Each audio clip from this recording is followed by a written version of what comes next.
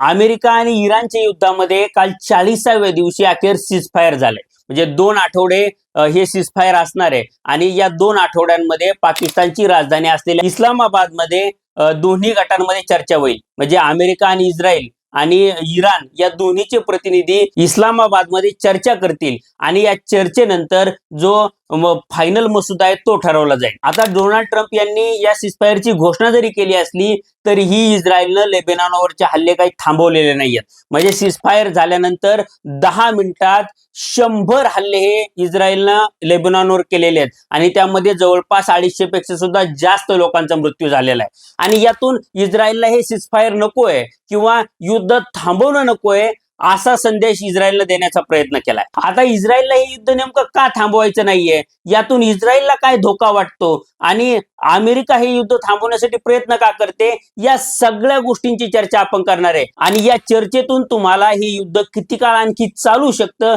हे समजणार आहे. त्यामुळे हा व्हिडिओ तुम्ही शेवटपर्यंत पहा आणि व्हिडिओ शेवटपर्यंत पाहिल्यानंतर अमेरिका आणि इराण मध्ये झालेलं हे सीजफायर किती दिवस टिकेल असं तुम्हाला वाटतं हे मला कमेंट बॉक्स मध्ये सांगा. सोबतच तुम्ही जर अजूनपर्यंत लॉजिकल सिद्धांत आपल्या युट्यूब चॅनलला सबस्क्राईब केलं नसेल तर आधी आपल्या चॅनलला तेवढं सबस्क्राईब करा.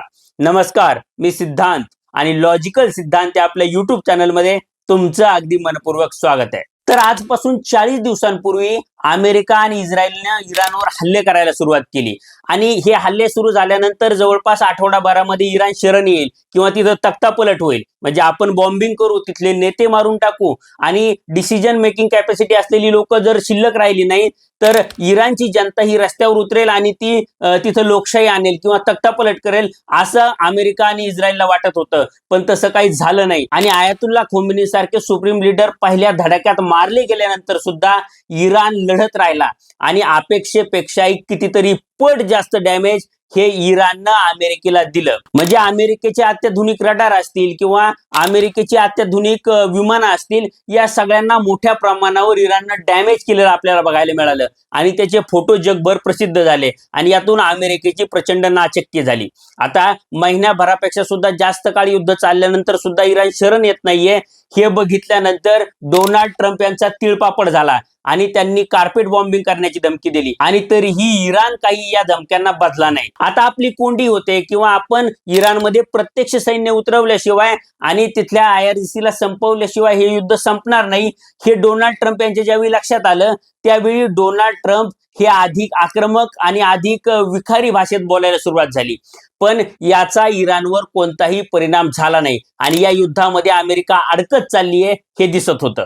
आता इराणमध्ये प्रत्यक्षपणे आपण सैन्य उतरवल्याशिवाय पर्याय नाहीये हे समजल्यानंतर किंवा हे कळून चुकल्यानंतर डोनाल्ड ट्रम्प यांची अधिकच कोंडी झालेली आपल्याला बघायला मिळाली.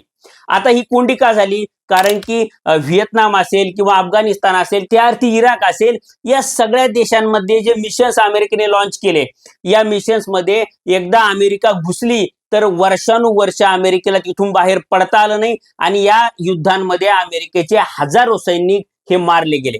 आणि या सगळ्या गोष्टीचा विचार करता कोणत्याही देशात सैन्य उतरवणं हे अमेरिकेसाठी आत्महत्या करण्यापेक्षा कमी नाहीये हे ट्रम्प यांना किंवा अमेरिकेच्या प्रशासनाला माहितीये. आता इथं डोनाल्ड ट्रम्प यांची कोंडी होत असताना दुसरीकडे अमेरिकेमध्ये नागरिक रस्त्यावर उतरले आणि लाखो नागरिकांनी रस्त्यावर उतरून इराण विरुद्धचं युद्ध थांबवावं अशी मागणी केली. त्यामुळे इकडं आड तर तिकडं विहीर अशी डोनाल्ड ट्रम्प यांची परिस्थिती झाली आणि कोणत्याही परिस्थितीत आपण या युद्धातून बाहेर पडायचं असं डोनाल्ड ट्रम्प यांनी ठरवलं आणि त्यामुळं अमेरिकेनं पाकिस्तानला पुढे करून इराणला चर्चेसाठी बोलवलं आणि काही काळासाठी म्हणजे 2 आठवड्यांसाठी हे युद्ध थांबवलं. आता या चर्चेमध्ये काय निष्कर्ष येईल ते माहित नाही, पण अमेरिकेला 2 आठवड्यांसाठी का होईना हे युद्ध थांबवण्यामध्ये यश मिळालं असं वाटत होतं.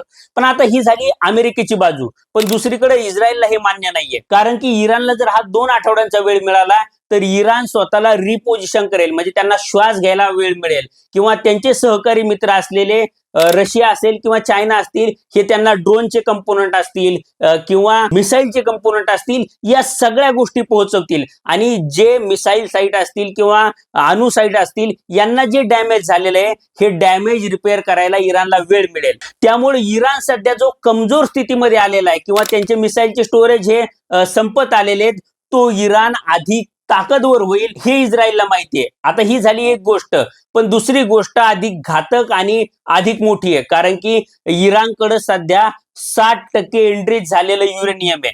आता जर अणुबॉम्ब बनवायचा असेल तर ते 90%च्या वर न्यावं लागतं आणि जर 60% एनरिच झालेलं युरेनियम हे 90%पर्यंत नेण्याला फक्त काही आठवड्यांचा वेळ लागतो आणि त्यानंतर इराण हा अणुबॉम्ब बनवू शकतो. म्हणजे तेवढं त्यांचं युरेनियम हे एनरिच झालेलं असेल किंवा तेवढी त्यांची कॅपॅसिटी बनलेली असेल आणि इराणकडे जो युरेनियमचा साठा आहे त्या साठ्यानुसार जवळपास 11 अणुबॉम्ब हे बनवू शकतात आणि एकदा जर इराणनं अणुबॉम्ब बनवला तर हे युद्ध पुन्हा सुरू करणं किंवा सुरू ठेवणं हे इस्रायलला शक्य होणार नाही आणि इस्रायलसाठी हा अस्तित्वाचा धोका निर्माण होणार आहे आणि त्यामुळं इराण विरुद्धचं युद्ध थांबू नये असं इस्रायलला वाटतं आणि अमेरिकेनं स्वतःचे सैनिक इराणमध्ये उतरावेत आणि हे सैनिक उतरून एक मिलिटरी ऑपरेशन करावं आणि त्यातून जी इस्लामिक रेजिम सध्या इराणमध्ये अस्तित्वात आहे ती रेजिम संपवावी, म्हणजे इस्रायलच्या अस्तित्वाचा धोका हा नष्ट करावा असं इस्रायलचं म्हणणं आहे आणि त्यामुळं इस्रायलला हे सीजफायर मान्य नाहीये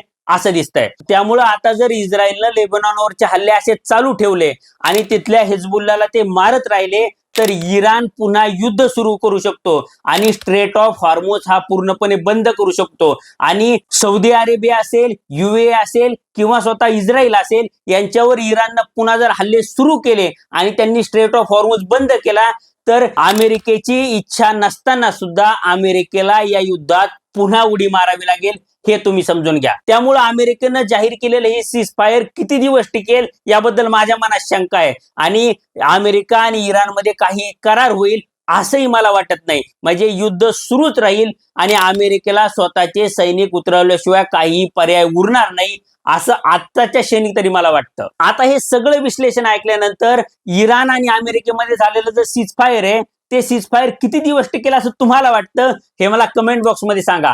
व्हिडिओ आवडला असेल तर व्हिडिओला लाईक करा आणि असेच नवनवीन व्हिडिओ पाहण्यासाठी लॉजिकल सिद्धांत आपल्या युट्यूब चॅनलला सबस्क्राईब करायला विसरू नका. धन्यवाद.